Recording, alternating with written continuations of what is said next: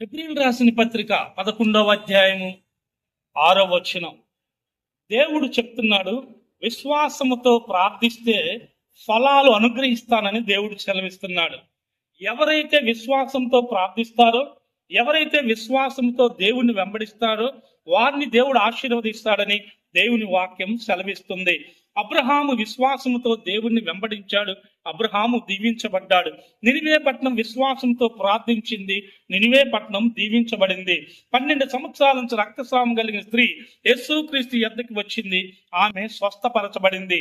అనారోగ్యంతో ఉన్నవారు అనేక మంది, వ్యాధులతో ఉన్నవారు అనేక మంది విశ్వాసముతో ప్రార్థించారు, వారు స్వస్థత పొందారు. ఎంతో మంది అప్పుల సమస్యలతో పీడితులవుతున్న వారు విశ్వాసముతో ప్రార్థించారు, వారికి విడుదల కలిగింది.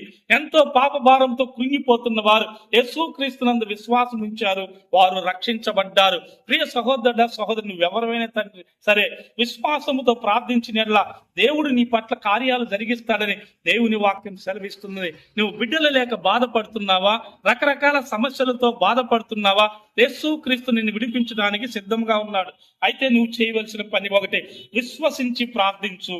విశ్వాసముతో దేవుని పాద సన్నిధిలో ప్రార్థించు.